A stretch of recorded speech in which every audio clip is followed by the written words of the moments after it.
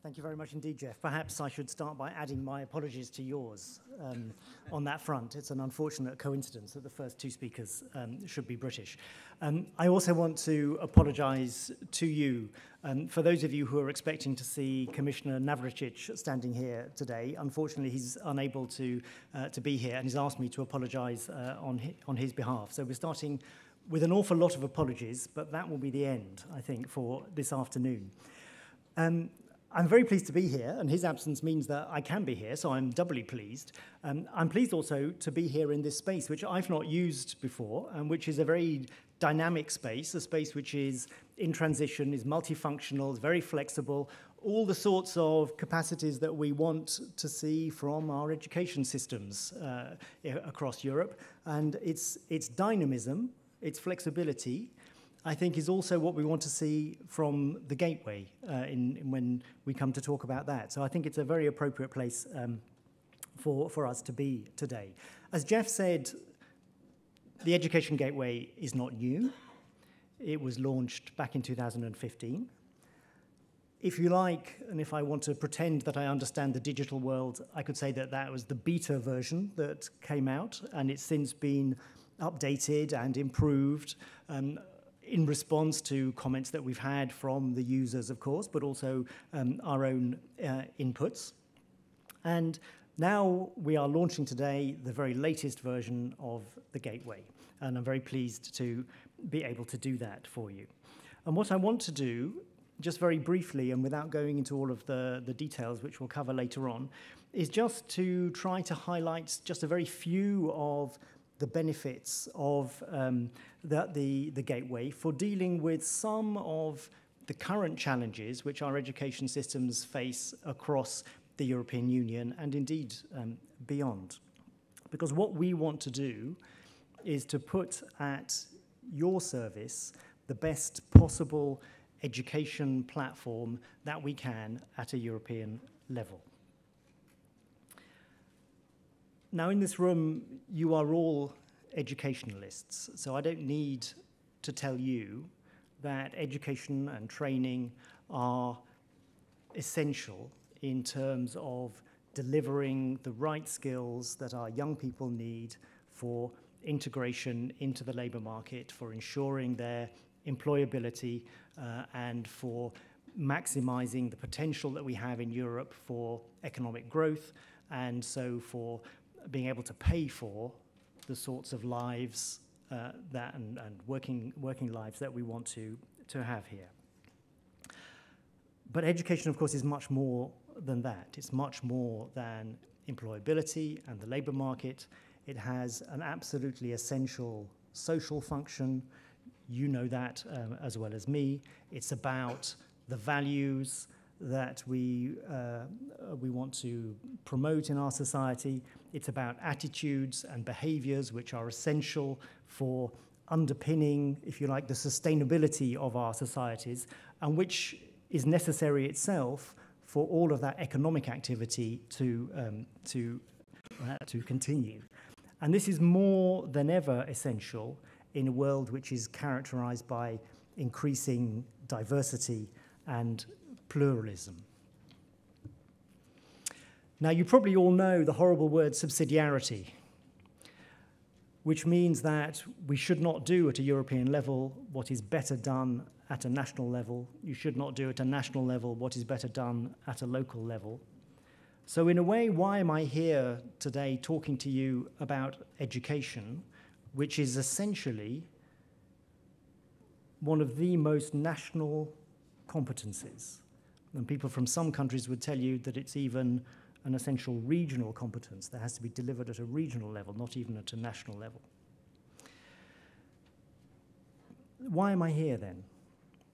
Well, because we can work together on areas of shared concern where we face similar challenges in different countries, and where we can, as a result of that cooperation, improve the performance of all of our education systems across Europe.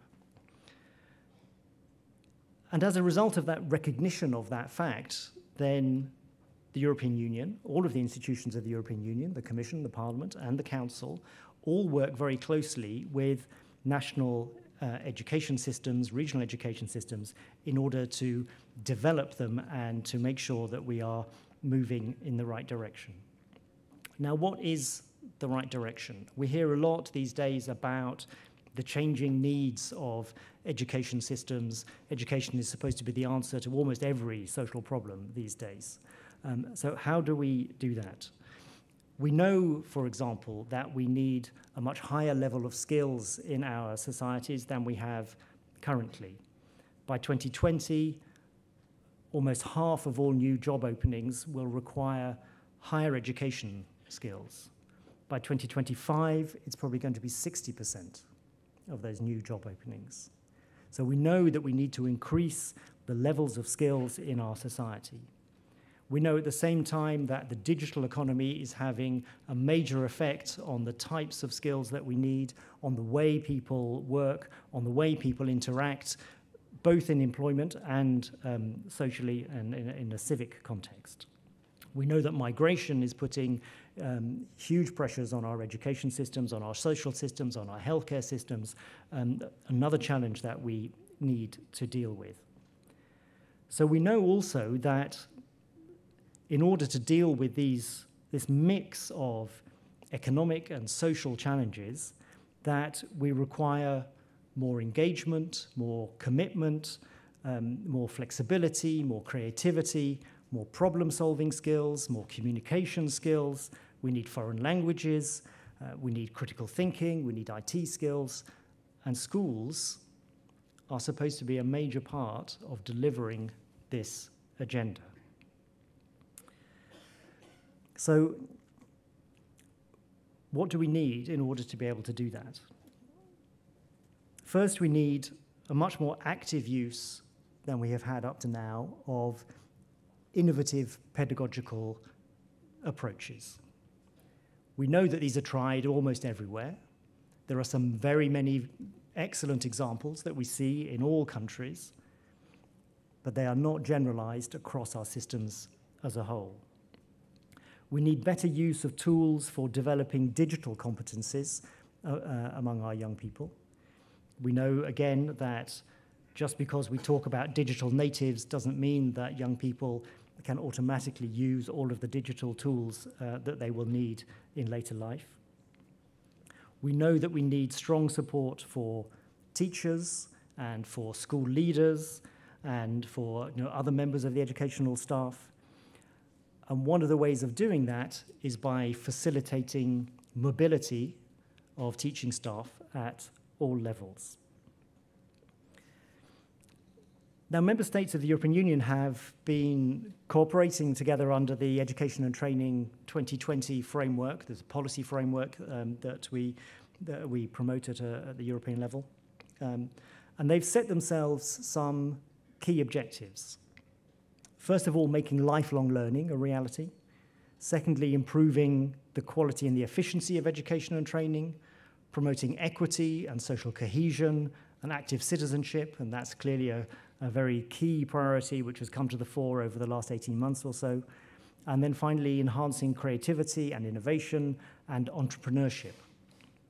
And all of these actions at a European level are intended to complement what is happening within the member states. We do that through policy exchanges between officials from the different countries, but also between stakeholder organizations. But of course, we also do it by providing funding for cooperation through, in particular, the Erasmus Plus program, which invests millions of euros every year in projects which promote school exchanges and school development and the education and support of school staff and school assistantships and much, much more. Next year, we are going to celebrate the 30th anniversary of the Erasmus program. Some of you looking around the room are probably old enough to remember the beginnings of the Erasmus program. I'm slightly too old to have participated in it myself. Some of you here probably did take advantage of Erasmus in the early stages. But since those early stages when we sent 3,500 university students around Europe on the very first student mobility exchanges, the program has expanded considerably, and it now offers opportunities not only for academic studies, but also for teaching and staff training, for internships, for cooperation projects between schools and universities and businesses and civil society organizations, and not just in Europe, as it was originally, in the 11 countries that originally took part in Erasmus, but throughout the world. So it's completely changed in those 30 years. And this has led to, in some cases, a rather sort of bewildering set of offers in terms of what Europe can do and how we can interact with people. And it's especially bewildering for people from smaller organizations, from schools, from sports clubs, from youth organizations. If you're a big university somewhere with your international office and you're used to running Horizon 2020 projects, then Erasmus is pretty much a piece of cake. If you're a local school somewhere far from the capital, then it's really quite difficult to understand what's going on. So we decided that we would try to put in place an area, if you like, dedicated to school education, which would be accessible to a much wider range of school education stakeholders, to teachers, to school leaders, to policymakers, both local and national levels, to researchers, to NGOs, and to all the other organizations who are involved in school education projects. Because we felt the need to disseminate in a very accessible form all the lessons that we have learned from the different European projects that have been developed over the years, but also from lots of national initiatives, because much of the learning about education, of course, takes place at that national level, so that we could try to help people at all the different levels in Europe to improve the quality and the efficiency of the education and training that they're providing. So I won't go into all the details now of what's on the gateway, because we'll do that a bit later on. But just to give you a flavour about what we had in mind, what the ideas were that we had when we were setting up the gateway. And this is partly a response to what stakeholders had told us themselves that they needed. So first, we wanted the gateway to help with the understanding of policies and practices in school education across the European Union. How does somebody in Finland find out about the latest practices in Greece or in Portugal or in Italy? We wanted the gateway also to provide information on training opportunities and resources for teachers through its teacher academy. And finally, to try to help with this bewildering maze of European programs, we wanted the gateway also to provide information on funding opportunities under the Erasmus Plus program, both for mobility and for strategic partnerships, with advice about how to set up these partnerships. And so far, we've had more than 20,000 users registered on the gateway, which, considering the short amount of time that's been available, is really pretty impressive.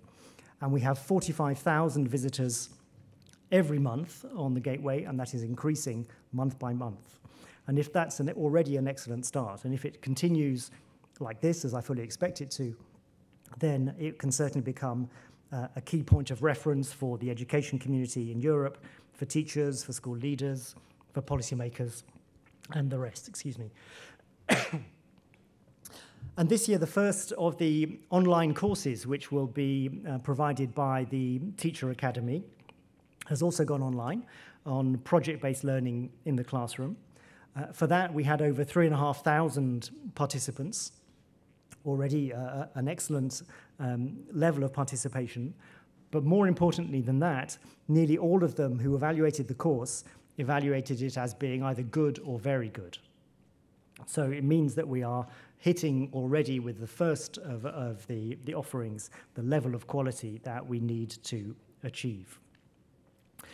I want to finish by thanking all of the colleagues, my colleagues in the Commission, but also the other partners who have worked with us on setting this up, the European SchoolNet, and of course the members of the Pedagogical Advisory Board for ensuring the quality of the resources on the Teacher Academy. I want to thank them for their commitment and their engagement and their perseverance and belief in the tool. And I want to finish by saying that, of course, the School Education Gateway is there for you. It's all very well having tools on the internet, but if they're not used, then they're of no use at all. They're not worth doing. We have some very good signs. We know that people are interested. It has to become a very dynamic tool which will change to meet the needs of all of the users. And that means that we need participation also from key stakeholders, from users, in order to help us make the gateway evolve and adapt and meet all of your needs. I want to thank the panelists who are going to be here this afternoon to present their views on the role that the School Education Gateway can play in addressing the challenges around diversity and inclusion and around supporting teacher development and innovation. And with that, I will hand back to Jeff and wish you all very interesting discussions. And I very much look forward to seeing you all involved in the Gateway and participating in the Gateway in the weeks and months to come. Thank you very much indeed.